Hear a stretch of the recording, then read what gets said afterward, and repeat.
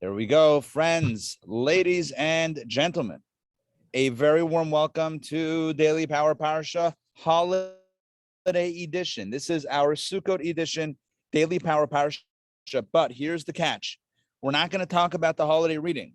We're not going to talk about the Sukkot reading because we did that in the context of the Torah portion when where that comes from, which is the reading on Sukkot.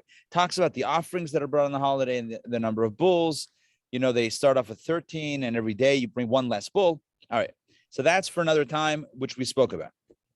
What I want to do today and tomorrow is explore the final Torah portion in the Torah, which is called Vezot Habrachah, and it constitutes the final message that Moses delivered to each of the tribes. He gives a blessing and a message to each of the tribes before his passing, and then we read about his passing. So I want to do this over the next few days. This is a Torah portion that for whatever, well, I know why, I'll share with you why, but unfortunately it gets a little bit lost in the shuffle of all the Torah portions. Why do I say that? Because this portion is read on Simchat Torah at the height of the celebration. And the reality is that when everybody is celebrating Simchat Torah in a very joyous, l'chaim mood, there's not a lot of scholarship that happens with this final Torah portion. Not a lot of analysis. It's read, but that's pretty much it.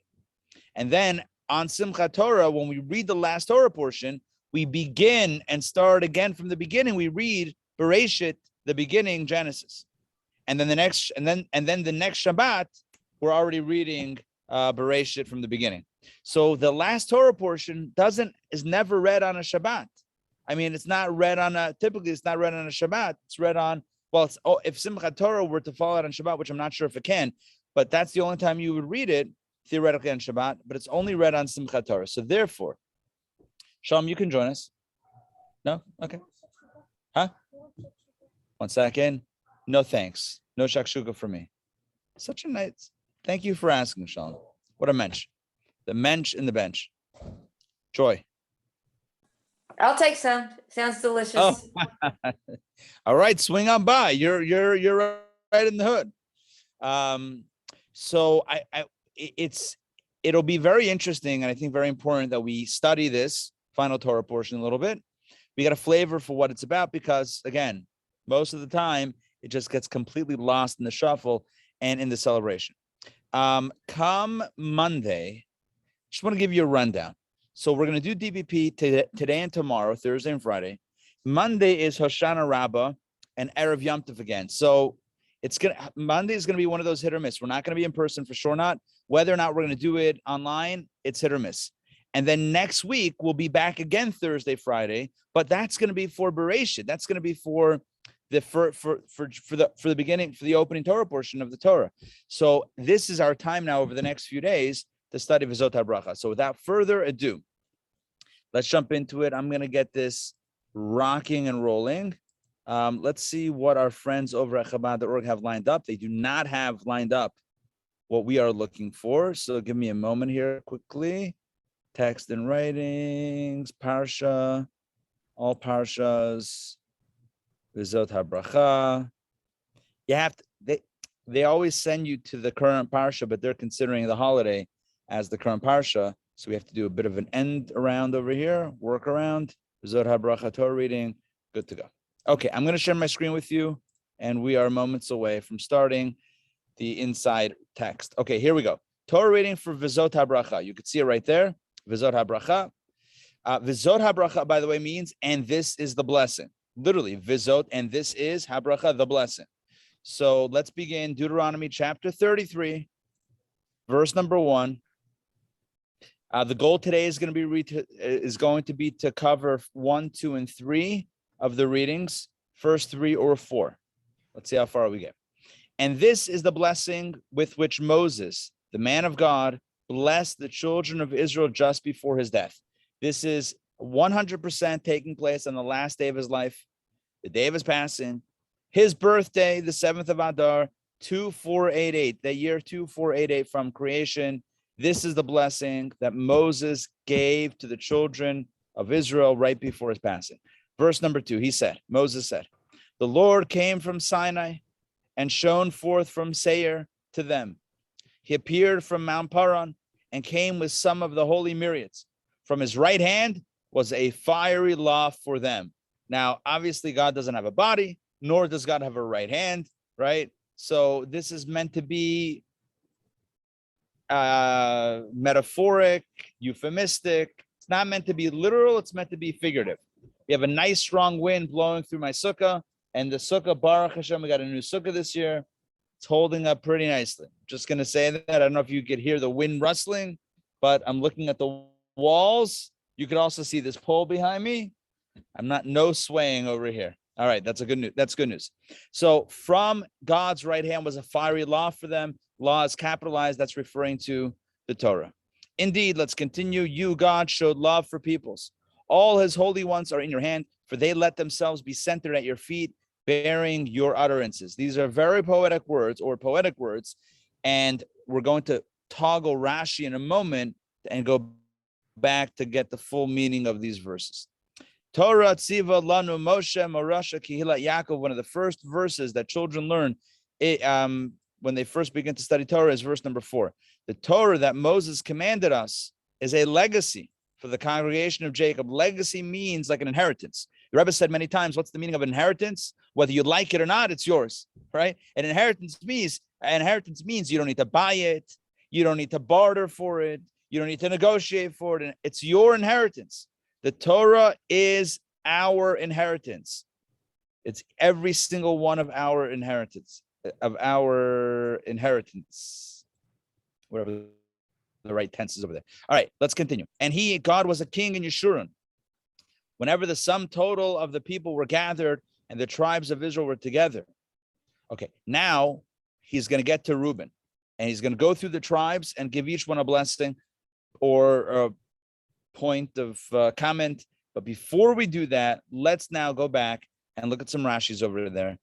The opening Rashi explains why Moses said this before his death. So Rashi says very close to the time of his death. Why? For if not now, when? In other words, some things you can push off, but sometimes there's no longer any time to push it off. So yeah, Moses was waiting for these final words to all the tribes right before he passed away. Well, that was the time. If not now, Moses said to himself, when? Of course, this is a quote from Pirkei Avot. Hillel, the great Hillel said, Im ein ani li mili, if I'm not for myself, who am I? If I'm only for myself, then who am I? And if not now, when? And Rashi is quoting it here in the context of Moses saying now is the time to say these blessings. Okay. That was Pirkei Avot, Rabbi? Yeah. So what's the source? I mean, what number? Is that 33.1 it says? No. Oh, no, that's Sifri. Sifri is the first part of it. But this last part, for if not now when, that's Rashi's lifting a phrase from Pirkei Avot, chapter 1. It's toward the end of chapter 1. Chapter 1's not that big, but it's toward the end. You could just Google Chabad.org, Pirkei Avot, and you'll find it in chapter 1. If not now when. So again, sometimes, we push off maybe celebrations, perhaps, right? One day we'll do, but if not now when. It sounds very inspiring. It's very inspiring. Now is the time, exactly. Yeah. All right, let's go verse number 2. And Rashi explains how Moses opens up his final words. The Lord came from Sinai. So Moses initiated his blessing by praising the omnipresent, praising God, and then he addressed the needs of Israel. Okay, the praise with which Moses commenced mentions the merit of Israel. All this is a way of conciliation, as if to say these people are worthy that a blessing should rest upon them. Right? He's talking about God, how strong God is, and how God gave us the Torah. Blah, blah, blah. So basically saying of all the nations, God gave us the Torah. So it's in praise of God and praise of the Jewish people. Everyone's getting buttered up by Moses right now. Here we go. It's like, God, you have a nice tie. Okay, let's go. Came from Sinai. What does that mean? God came out toward them when they came to stand at the foot of the mountain. As a bridegroom goes forth to greet his bride, as it is said, and Moses brought the people forth toward God. We learn from this that God came out toward them. Now, what does that mean? Did God come out like down the aisle with procession music? No. But Sinai was kind of the marriage, if you will, of God and the Jewish people. Torah was the ketubah, was the document. And so the metaphor is like a bridegroom, like a groom greets the bride. That's how God came to us at Sinai. God shone forth from Seir to them. What does that mean? He came from Seir, because God first offered the children of Esau who dwelled in Seir that they accepted Torah, but they did not want to accept it. This is something we've talked about many times. Rashi has mentioned numerous times throughout the Torah, this tradition that God did offer the Torah to other nations. Each one of them refused. Only the Jewish people said yes to the dress. Said yes to the Torah. That's a different reality show. All right, let's welcome Sarah. Sarah, welcome. Good to have you here. Okay, the Sukkot edition, DPP. So we're learning Vezot Habrachah. So basically, Moses speaks in praise of God who gave us the Torah, and in praise of the Jewish people who accepted the Torah when no one else accepted it. So, and from Mount Paran, what does that mean? Why did God then come to Paran? So Rashi says, because he went there and offered the children of Ishmael who dwelled in Paran to accept the Torah, but they also did not want to accept it. So God basically shopped the Torah around. Do you want it? Esav, no. Yishmael, do you want it? No. Other nations, do you want it? No. But then the Jewish people accepted it and received it with open arms. And came to Israel with some holy myriads. With God were only some of the myriads of his holy angels, but not all of them, not even most of them. This is unlike the manner of a mortal who displays all the splendor of his riches and all his glory on his wedding day. God keeps some in reserves, although God's riches, whatever that means, are infinite. Anyway, a fiery law. What does that mean, a fiery law? This is so, I love this quote, and you've heard it before, but let's do it again. A fiery law for them. Rashi explains that the Torah was originally written before God in letters of black fire on a background of white fire. How cool is that? I'm waiting for an art installation with white fire and black fire, or at least bright fire and dark fire on top of it. The words of Torah glowing like that, fire on fire. He gave it to them, to the Jewish people, on tablets inscribed as a word by his right hand. Thus it is said here, from his right hand. Another explanation of Eish Das, as the Targum renders it, that he gave it to them from amidst the fire. Eish Das could mean a fiery law, literally from amidst the fire. Okay, now let us, give me a second here. Let us continue with verse number 3. Hold on. Okay. Indeed, you showed love for peoples. All his holy ones are in your hand, etc. Let's see Rashi. God also displayed his great affection to the tribes, each one of whom were known as a people. For only Benjamin was destined to be born when the Holy One was to be said to Jacob, a nation and a multitude shall come into existence from you. So we see that Benjamin alone was called a nation. A multitude of nations refers to Manasseh, Ephraim and Manasseh. Basically, God personally showed love and affection to all 12 tribes. His holy ones are in your hand. This refers to the souls of the righteous, which are hidden away with God. As it is said, but my Lord's soul shall be bound up in the bundle of life with the Lord your God. B'tzorah chaim. By the way, this is B'tzorah chaim. This phrase, B'tzorah chaim, in the bundle of life, may the soul be bundled in the bundle of life. That is what's written in an acronym on a Jewish stone. Second, there's a truck going by. That's what happens when you, there you go. That's what happens when you do a class in a sukkah. You get trucks going by and niceness, you get wind and breezing. It's beautiful out here, I will say that. Okay, so basically, there are 5 letters at the bottom of a Jewish tombstone. Taf, Nun, Tzadik, Bet, Hey. And it stands for Tehei, Nafsho, Tsurura, B'tzrar HaChaim. May the soul of the departed, of our loved one, be bound in the bundle of life. That's the phrase, bound up in the bundle of life. That comes from here, the book of Samuel. Rashi referenced it here. but it's an acronym on a Jewish headstone. If you've been to a Jewish cemetery and you've seen a stone, you might have noticed those 5 letters. By raise of hand, anybody ever noticed those 5 letters? Basically like an acronym at the bottom? No? All right. Next time you check out a stone, check it out. It's usually there. Let's continue. They are centered at be centered at your feet. Israel is indeed worthy of this privilege to have their souls hidden away with God, because they place themselves right in the middle of the bottom of the mountain at your feet at Sinai. Okay. In other words, we said yes, and we followed God unconditionally. Bearing your utterances, bore the yoke of Torah, your Torah. I see some grammatical stuff here, which I don't want to get into right now. All right. Look at Rashi here on verse 4. The Torah that Moses commanded us is a legacy for the congregation of Jacob. Rashi says, we have taken hold of it and we will not forsake it. Look at that. We're not letting it go. We accepted the Torah. We're not letting it go. Let's talk about verse 5. He was a king in Yeshurun. Yeshurun, what is that?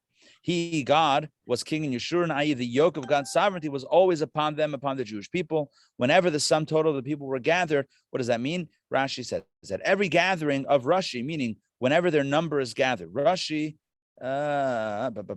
so in other words, when the people gather together, these people are worthy that I should bless them. So when Jews gather together in a group, in a congregation, we're even more worthy of a blessing than when we stand alone. So that's the idea of the power of a gathering, which is why we have communal prayer and sushi in the sukkah, etc. This is why we get together for happy occasions and for celebrations. It's not only a physical thing, it's a spiritual thing, and it's a divine blessing thing. All right. So again, just a little commercial for tonight, a little plug for tonight. If you're still on the fence about joining us, join us for God's blessing and sushi. Let's continue. Another explanation. When Israel is gathered together in a unified group and there is peace among them, God is their king, but not when there's strife among them. Now we have the opposite. When we're together, there's a blessing. But if God forbid there's strife, God says, I'm out. Let me know when y'all have it sorted out and I'll come back in. Right? That's kind of the way it is. God says, figure it out and I'll be back. Let's continue. Verse number 6. Let's go through the blessings of the tribes. May Reuben live and not die. This is new versage. Making that up. New verses inside. May Reuben live and not die, and may his people be counted in the number. What does that mean? Rashi says, may Reuben live in this world and not die in the world to come. That the incident, Moses was praying that the incident involving Bilhah not be remembered against him. If you recall, as we see here in the brackets, we have the reference. This is a throwback. You got to remember all the way back 4 books ago, book of Genesis talks about how Jacob's beloved wife, Rachel passes away, and he moves his bed. Jacob puts his bed into Rachel's maidservant's tent. And Reuben, who was the firstborn of Leah, there were 2 sisters, and then each of them had a maidservant. So when Rachel passes away, Jacob moves his bed into the tent of Rachel's maidservant instead of the other sister, Leah. Well, Reuben was Leah's oldest son, and he was very offended. He said, my father always gave preference to my wife's sister. But now that she passed away, the sister passed away, at least he should now move his bed into my mother's tent. So he took his father's bed and he moved it into his mother's tent. He said, that's it. I'm taking matters into my own hands. Wow. Was Jacob not happy about that? Some things you don't mix in as a kid. And one of them is the parents' nocturnal arrangements. Is that a way of saying it, perhaps? Maybe? Okay. All right. Maybe that's the way of saying it, but that's what a child is not meant to get involved in these types of things. And Jacob, if you recall, at the end of Genesis, he had scathing remarks for his son Reuben. In his final blessing to Reuben, he mentioned that incident, basically saying that he lost his firstborn privilege, essentially, as the firstborn tribe, because of that incident and all sorts of things. But here, before Moses passes away, so this is now, hundreds of years later, Moses speaks to the same tribe of Reuben and says, at this point, it should not be held against you. May it not be counted against you as far as a negative merit or a demerit. And may his people be counted in the number. Here we go. May Reuben be counted along with the enumeration of the rest of his brothers. This matter, that the incident involving Bilhah should not exclude Reuben from being counted together with his brothers, is similar to what is said. And Reuben went and lay with Bilhah. Okay, it says that Reuben lay with Bilhah, which didn't happen. He just moved the bed from Bilhah's tent, that was the maidservant, into his mother's tent. And Jacob's sons were 12. So the next verse says Jacob's sons were 12. That indicates that he was not excluded from the number of Jacob's sons on account of the incident. In other words, it could have gone where Jacob, the father, would have said, you're out, you're done, you're finished. You're no longer God forbid, right? You're no longer a son to me. I have 11 sons, not 12. That would have been an extreme reaction. Obviously, I'm not saying that was a valid reaction or a healthy reaction, but it could have been a reaction, but it wasn't. He got rebuked harshly. He lost some privileges, but he's still one of the 12 tribes, one of the 12 sons, one of the 12 tribes. And Moses here, before his passing, reiterates it, just as Jacob, his father, had told him years prior. Let's continue. So we went from Reuben now to Judah. May this also be for Judah. So Rashi explains, he juxtaposed Judah to Reuben because they both confessed to the wrong they had done. As it is said, the wise men have told to them alone, and no stranger passed between them. Okay, this verse alludes to the confession of Reuben and Judah. Okay, listen. We have it's an elaborate derivation here, which again I don't want to get into the nitty-gritty. So let me just give it to you in bekitzer, in short. The short idea here is that Reuben did some stuff that he had to make amends for, which he did. It says, in fact, at the time of the selling of Joseph, I should tell you parenthetically, at the time that Joseph was sold, they had thrown him into a pit, and then Reuben had suggested that they throw him to a pit and not kill him, and he was intending on rescuing from the pit, but he didn't get around to it. Why not? Because he had gone on his daily endeavor of amends making and tshuva doing, repentance doing, for the incident regarding his father. So, and the father's bed in the tent, which we just spoke about. So he was contrite and repentant for the rest of his life. Judah also confessed to his indiscretion with regard to Tamar, his daughter-in-law. He thought she was not his daughter-in-law and was with her, etc. Again, that's a throwback story. The point is, they both did something that they shouldn't have done, but made amends for, confessed, and fixed it, essentially. So that's why here Judah and Reuben are juxtaposed. First Reuben and then Judah in proximity. Let's continue.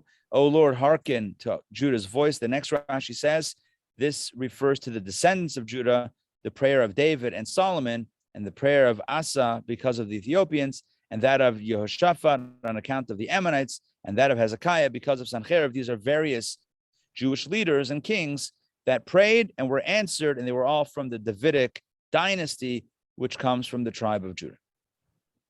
Bring him to his people in peace from war. His hands will do battle for him. Hold on. Hands do battle for him. May his hands fight his battle, and may they exact his vengeance. May you be a help against his adversaries. Okay, it's a reference to what happened in history with Yehoshaphat. Okay, let's go over here. O Lord, hearken to Judah's voice. Rashi says here, included within Judah's blessing, Moses alluded to an incorporated blessing for Shimon, the allusion being the word Shema. He says, Shema Hashem kol Yehuda. Listen, Shema is a reference to Shimon. Shimon received his portion of the lot of Judah. As scripture says, that a lot of the children of Judah was the inheritance of the children of Shimon. Now, why did Moses not devote a separate blessing for him, for Shimon, for the tribe of Shimon? Because he held against him what he had done in Shittim, referring to the sin of Zimri, the son of Salu, leader of the tribe of Shimon. So it was written in the Gada of Psalms. Okay, very interesting. Basically, the 12 tribes are blessed here, but not all 12. One of them that's not blessed is Simeon, which is called by his Hebrew name, Shimon. Shimon is not blessed, but it's alluded to in Judah's blessing. Why was he not blessed? So Rashi explains, because of the incident that happened with Zimri. Remember when there was a leader, a prince of the Jews, who was acting immorally with a princess of the Midianites, and Pinchas speared them both. Remember that? Speared, not spared. S-P-E-A-R-E-D them. So boom, that was the leader of the tribe of Shimon. So since their leader had done something so egregious, so it says, according to this Rashi, which is coming from the Agadah of Psalms, it's coming from a previous work, a midrashic work. That's why he doesn't specify the blessing for Shimon. Okay, next, let's continue with the blessings. So we have so far Reuben or Reuben. We have Yehuda or Judah. We have included in that one is Shimon. We just said there's an allusion to him, Shimon, okay? And now we're back to Levi. And of Levi, he said. So this is tribe number 3/4, depending on how you count. Sorry, this is tribe, no, we only had Reuben and Judah, so that's 2. This is the 3rd or the 4th if we can count Shimon. And of Levi, Rabbi, yes. So you know how we saw last week's portion that Moses was foreseeing our whole entire history, be up, will be down. And did he not foresee that the tribes will be dispersed? There are probably allusions to it in the Torah, yeah. I'm sure there are. Now, is it alluded to here or elsewhere in other places? I have a recollection of multiple allusions. I can't draw on it. But anyway, at this moment, he's wishing them well on the journey into Israel. Right. That's for sure the simple meaning of it. Right.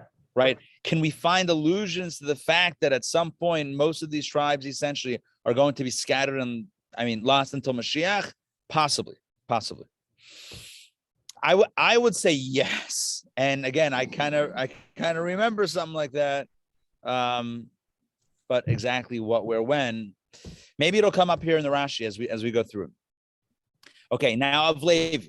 So of Levi, he said, your Tumim and Urim.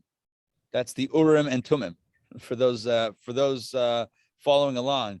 Urim and Tumim was the special, I don't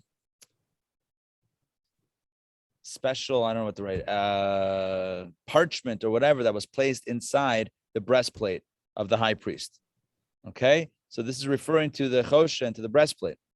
So, and of Levi, which is the Kohen Gadol, the high priest comes from the tribe of Levi. And of Levi, he said, your Tumim and Urim belong to your pious man.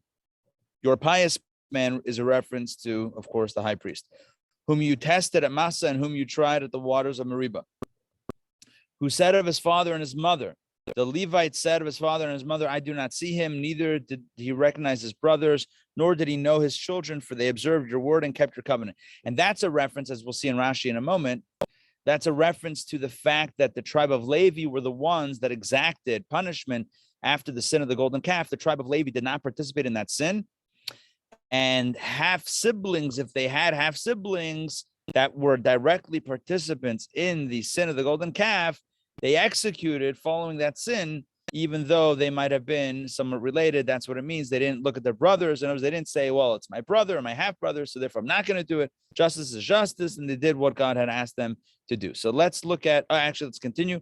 They, the Levites, shall teach your ordinances to Jacob and your Torah to Israel. So the Levites, they're the priests, and the Levites, the tribe of Levi constituted the priests, the Kohanim, and the Leviim, the priests and the Levites.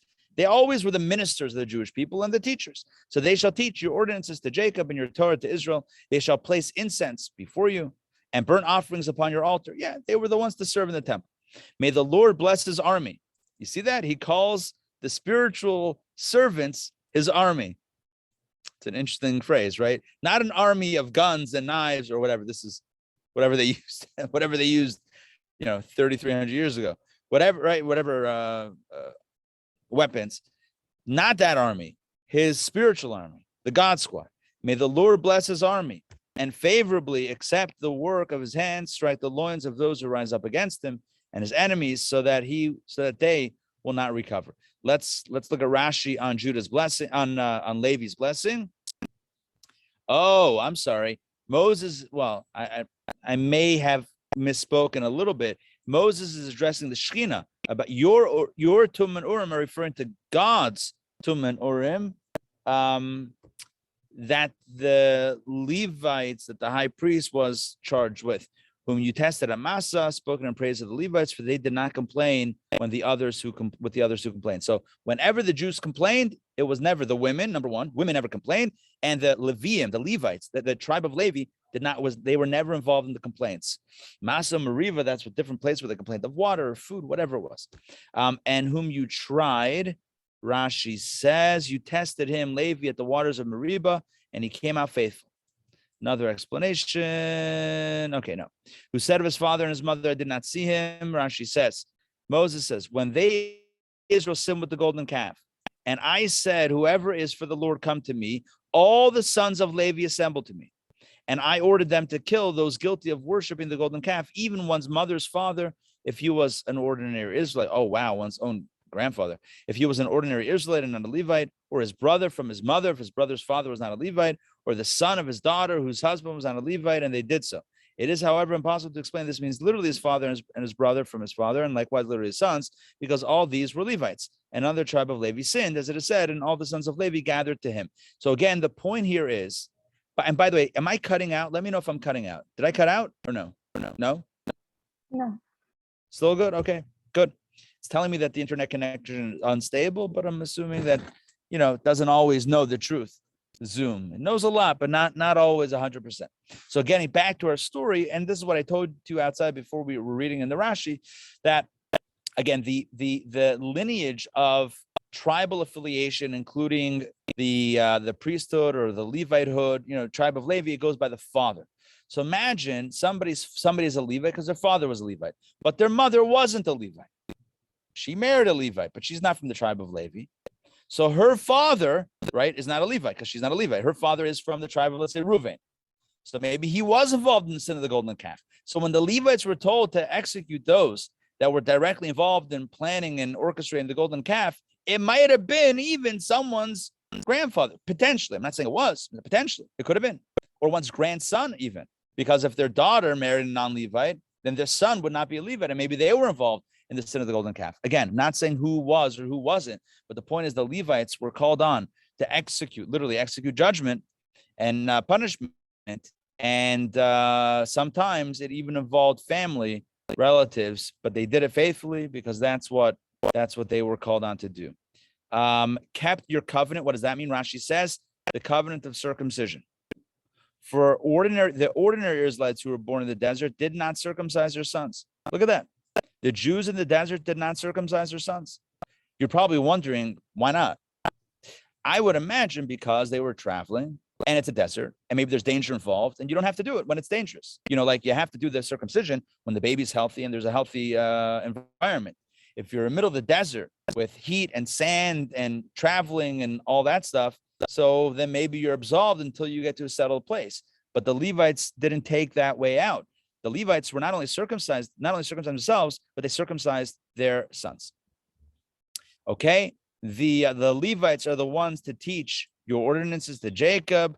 Rashi says, because they are worthy of doing this, they are worthy of teaching the Torah and burnt offerings. Okay, we got that. May the Lord bless his army and strike the loins of those who rise up against them. Strike those who rise up against them in the loins. Okay, this is similar to what is said, constantly cause their loins to slip. Here Moses was referring to those who contested the priesthood. Okay, anyone who challenged the priesthood, we have a tradition, we know who's a priest. That's it. Trying to tear down the priesthood, those that try to tear down shall be torn down. Another explanation, Moses saw prophetically that the Hasmonean and his sons, that's the story of Hanukkah, were destined to wage war with the Greeks. Remember the Hanukkah story? Oh, I love this. It's like Hanukkah on Sukkot. This is a great little cross-reference. It's like Batman and Superman hanging out together in the same book, or in the same film. So here we have Hanukkah on Sukkot. So we have the Hasmonean and his sons were destined to wage war with the Greeks. Moses therefore prayed for them because they were few in number, namely the 12 sons of the Hasmonean and Eleazar against the many myriads of the enemy. Okay, basically, Moses prophetically was giving a blessing that the descendants of the tribe of Levi, who were the Chashmonaim, the Hasmoneans, who waged war against the Greeks in the story of Hanukkah, that although they were few, they were from the tribe of Levi, although they were few in number, that they should be successful and victorious. And this was the blessing that ultimately helped them in their victory. Let's go. Levin Yamin Amar, verse 12. And of Benjamin he said, Moses now turns his attention to the tribe of Benjamin. And of Benjamin he says, the Lord's beloved one shall dwell securely beside him. He protects him all day long, and he dwells between his shoulders. I just picture God on Benjamin's shoulders, and that's going to be a heavy weight. So here we go. What does that mean? Let's understand this is referring to the temple, as we'll see soon. And of Benjamin he said, since Levi's blessings pertain to the sacrificial service, and Benjamin's blessing pertains to building the holy temple within his territory, Moses juxtaposed one to the other. Let me explain. That blessing to Levi, to the tribe of Levi, was that they should work and minister in the temple. And the blessing to Benjamin was that the temple should be built in his territory, in his land. The physical structure was built partially in the portion of Benjamin. And who served there? Levi. So Rashi is just explaining why Moses seems to be skipping out of order with the birth order of the tribes. Benjamin was the youngest. Judah was the fourth. So why are we jumping from 4 to 12 in the birth order?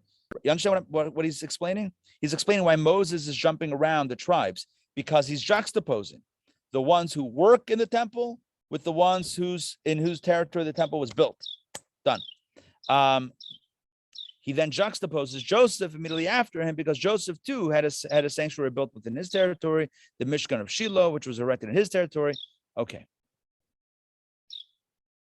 And because the holy temple in Jerusalem is dearer to God than the Mishkan of Shiloh, he mentioned the blessing of Benjamin before Joseph, even though Joseph was older. So Rashi now has covered us for the next three blessings, or for these three blessings. The order of Moses went: Levi, they're the ones who work there; Benjamin, that's where the holy temple was; Joseph, that's where the Mishkan, the sanctuary, the tabernacle was before the temple was built in Shiloh. Next, he protects him, covers him, protects him all day long. Here we go. Since the time Jerusalem was chosen for the building of the temple, the divine presence has never dwelt elsewhere. Look at that. Once Jerusalem was the place of the temple, that's it. The Shekhinah never leaves. The divine presence never leaves. That's why some people won't go onto the Temple Mount today. Why? Because the Shekhinah is there. Even though the temple might not be there, there might be other buildings there. Bottom line is the holiness, divine presence is not. It's still there. And if the divine presence is there, you have to go in a state of holiness and purity, which means you need to go. And if you become ritually impure through coming in contact with death, you need a red heifer. And honestly, who's got a red heifer handy? Who's got red heifer juice handy to do that whole sprinkling thing? And you need a temple to be purified anyway. So bottom line is, many people, many Jews will not go to the Temple Mount out of deference, out of reverence for the Shekhinah, for the divine presence that's still there. As we have here, Rashi quotes the Mechilta saying, all day long, that means forever. The moment the temple was built in Jerusalem on the Temple Mount, the divine presence remains. Let's continue. God dwells between his shoulders, the shoulders of Benjamin. What does that mean? The holy temple was built on the highest point of Benjamin's land, except that it was 23 cubits below the 8 Talmud, which is the highest point. I feel like when Rabbi Sollish, the Jewish Indiana Jones, you guys remember him? Rabbi Sollish? Yes, my friend from Florida, the Jewish Indiana Jones. He's the what's it called again? The archaeologist. So I feel like when he gave his latest presentation a few months ago, I think we did it in July. So I feel like he spoke about this idea that they built the temple not at the highest point, but a little bit below the highest point. And this is what it means between his shoulders. Just like the shoulders are not the highest point of the body, the head is. The shoulders are a little bit beneath it, but it's still up there, but it's not at the top. So too, the temple was built not at the top, not at the peak, a little bit beneath the peak. Now, here we go. It was King David's intention to build it there at the highest point, the Eitam well. However, they said to David, no, let us build it a little lower.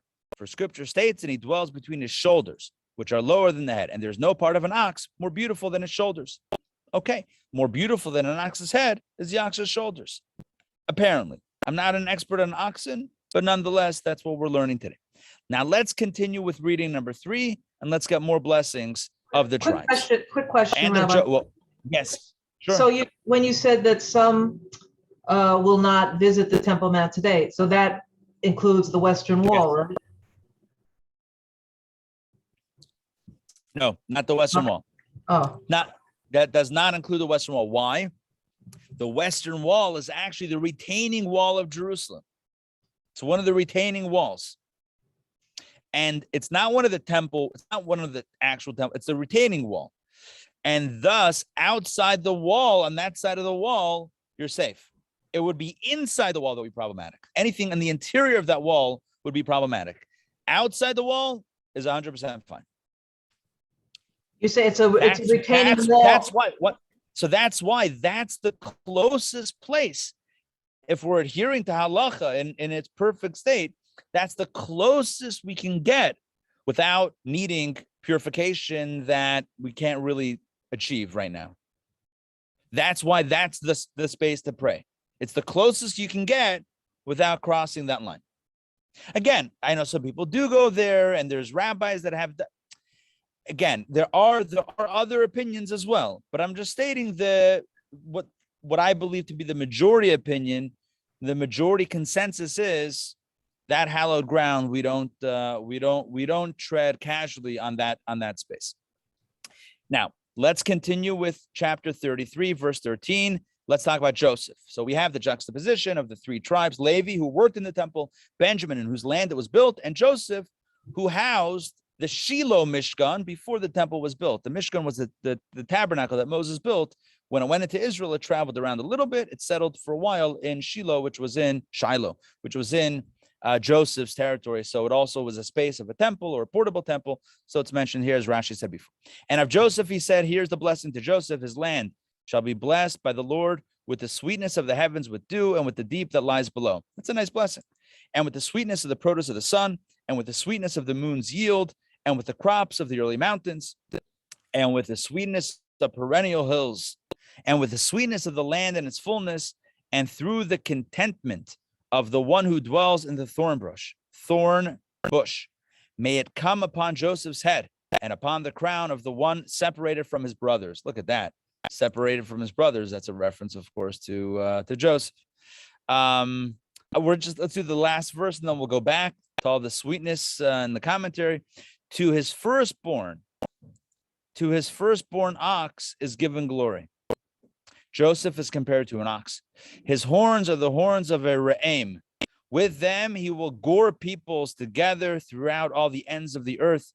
These are the myriads of Ephraim, and these are the thousands of Manasseh. And here Moses alludes to the fact that Joseph, right?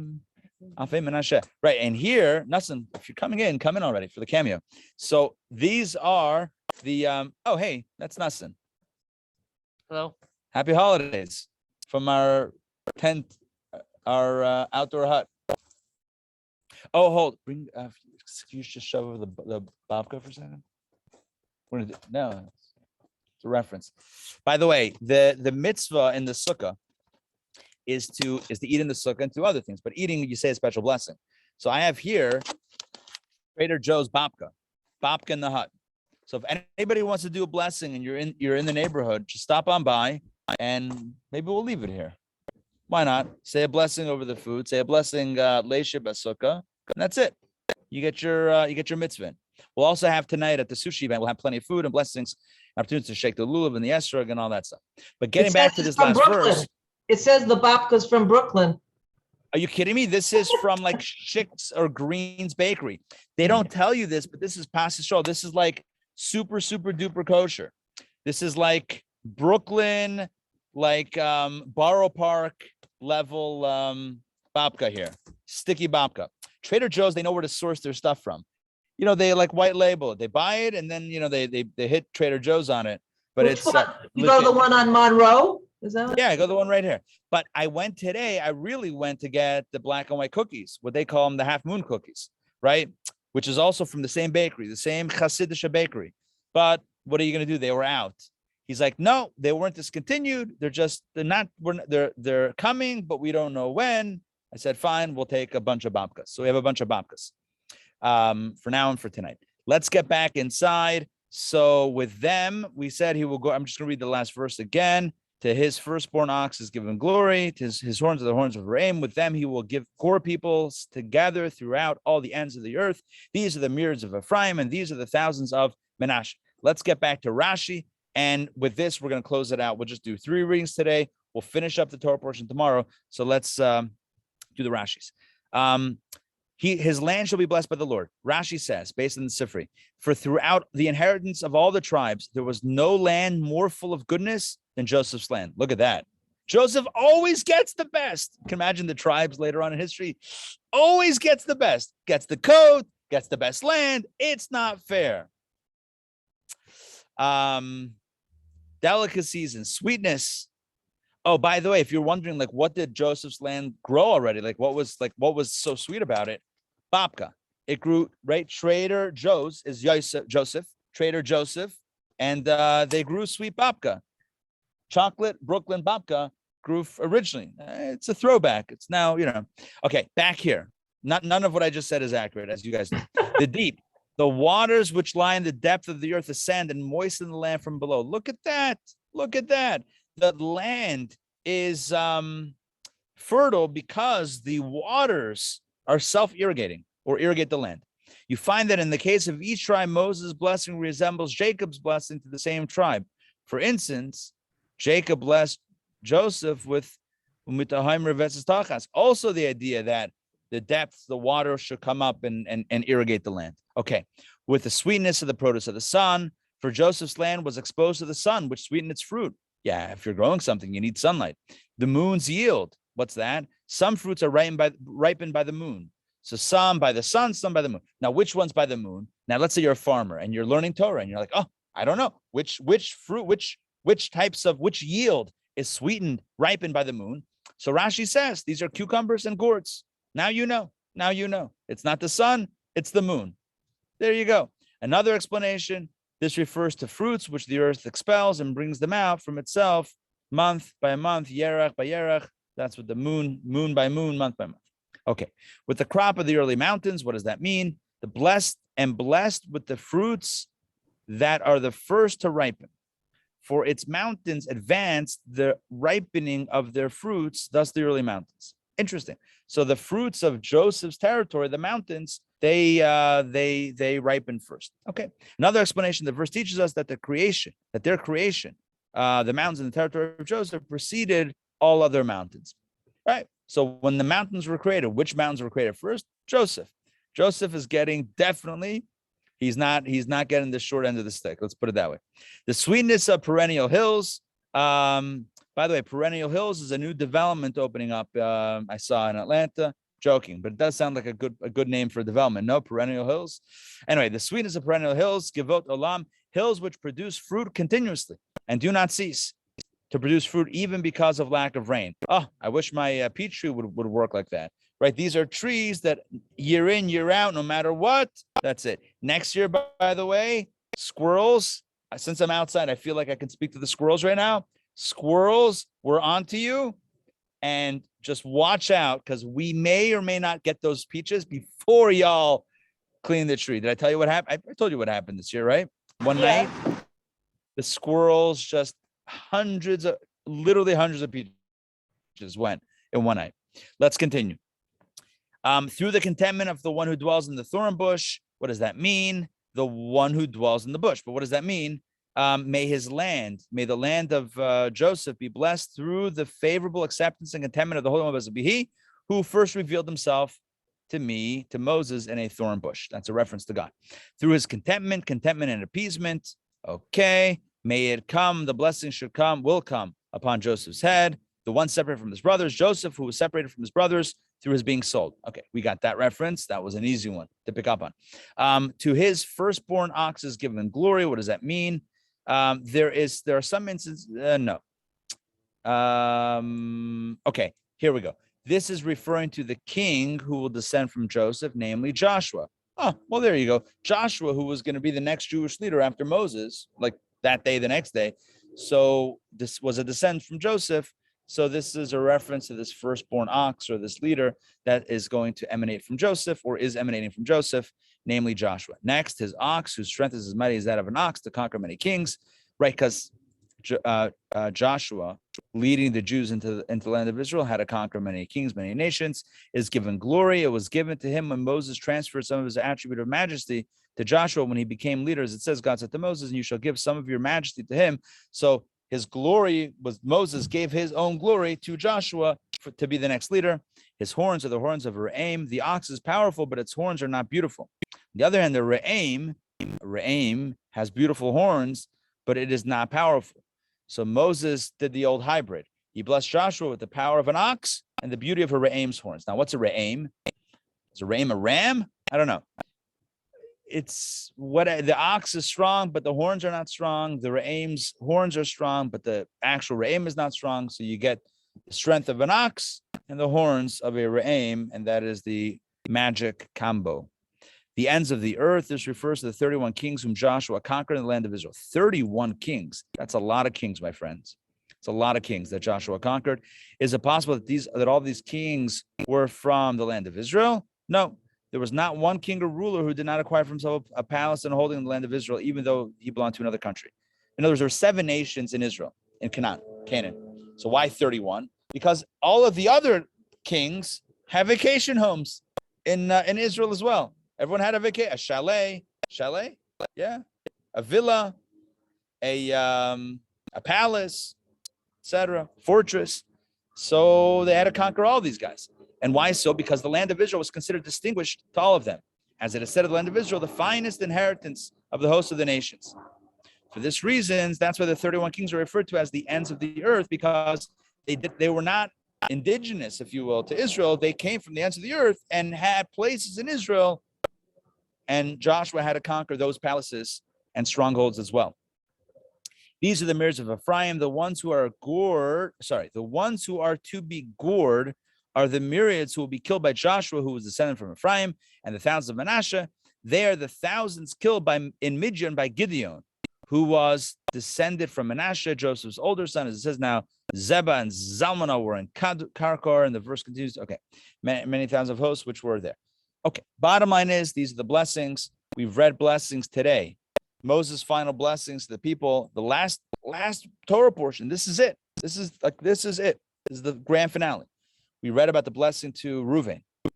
We read about the blessing to Judah. Included in Judah was a reference and a hint to Shimon. It's 3. Then we read about Levi. 4. Then we read about, Levi. After Levi was Joseph. No, after Levi was, we're going back a little bit. Refresh my memory. After Levi was Benjamin. It's 5. After Benjamin was Joseph. 6. And included in Joseph was Ephraim and Manasseh. Okay, good. So we're halfway through the blessings, almost just about halfway through the Torah portion.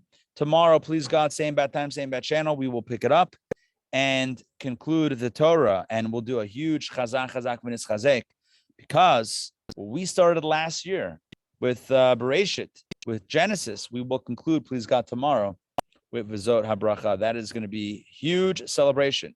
So join me. I'll be hopefully broadcasting live from the sukkah right here, and we'll have a party.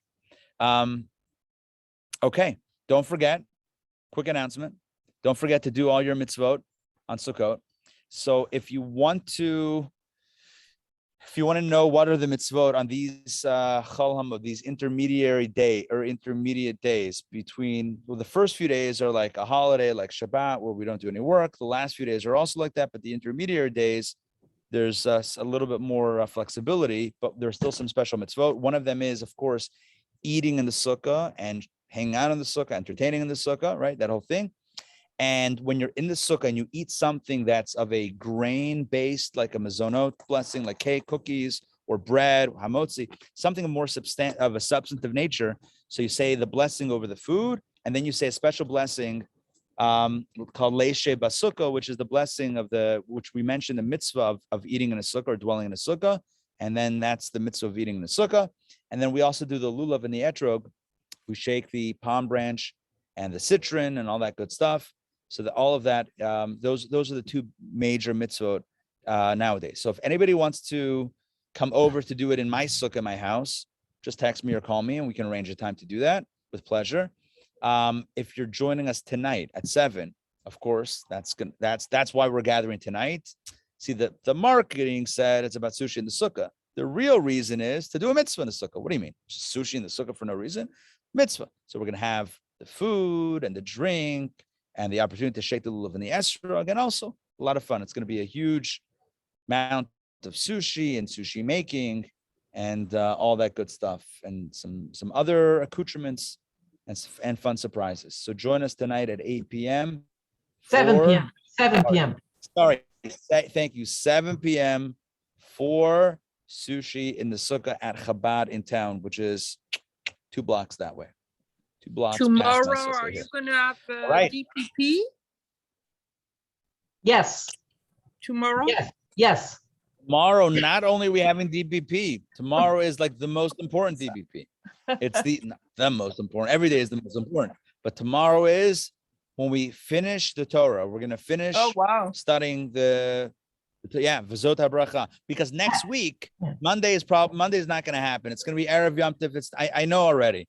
Every time it's the eve of the Yom Tov, and I say maybe we'll do it. I'm not able to do it. Too much stuff to do. So next week, please God, we'll gather again on Thursday and Friday, but we'll have to do Bereshit, the first Torah portion, which is massive. It's a lot to talk about, like creation and all that stuff. Adam and Eve, etc. The tower. So Have you thought of So what's the way you're going to add next on our new cycle, like you said, the Haftorah? No, I'm gonna think about it over this holiday now. By next week, I'll have some clarity on it.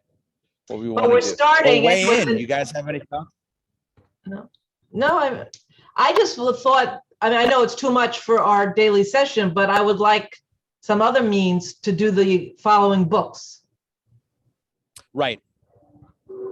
Okay. I feel like maybe there's a way to compress the Torah readings into less days and use some of those days to study at least the Haftorah of the week.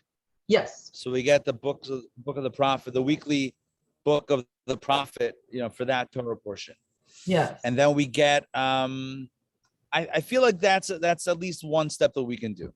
Maybe one day a week, whether it's, Friday or something or whatever we'll do. Yeah, Joy.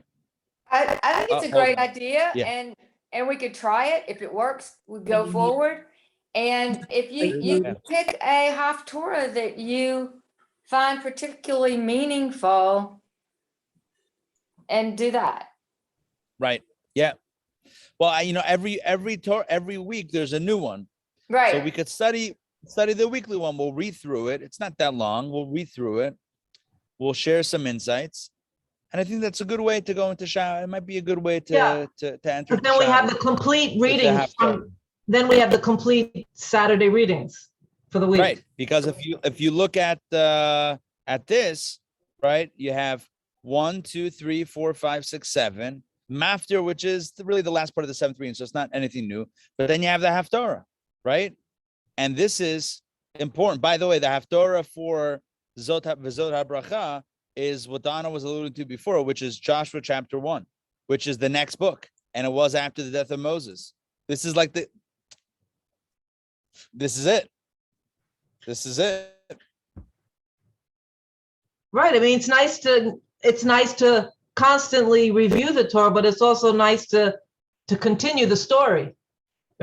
Right. Now, again, this wouldn't be continuing it in order. This would be jumping around as the Haftorahs jump around, but at least it's something. So I think for me, that's where I'm leaning toward, because it's still within the concept, within the overall mandate, whatever, within the overall idea of like living with the weekly Torah portion. This is still the Torah portion, and the Haftorah, we're adding a thing to it. Maybe we'll add some other surprises as well. Maybe like a daily mitzvah or two to study from the Sefer HaMitzvot, which, okay, we'll roll it out. We'll roll it out. I think as Joy said, we'll roll it out and see how it goes. All right. I want to wish everybody I just want to say anyone is welcome tomorrow to come here for DPP nice, at noon. So if you're interested, just amazing. contact me and yes. So reach out. So if you want to join Sandrine in her sukkah, then reach out to Sandrine. That would be beautiful. So anybody wants to join Sandrine.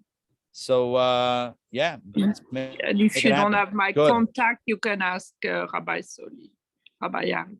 Yeah. You won't do it on the Sarah, recording. I hope we meet you one day. I hope so too. It's a dream. Yeah. Wow. You're gonna come to Atlanta once. It would be great to have you here. Yeah, it would be great. All right. I want to wish everybody a Moed Tov, a good Moed. And all right, we'll see you guys soon. Take care, everybody. Bye. Bye, guys. Thank you. Hey. Bye. Bye, everybody. Pleasure. Good to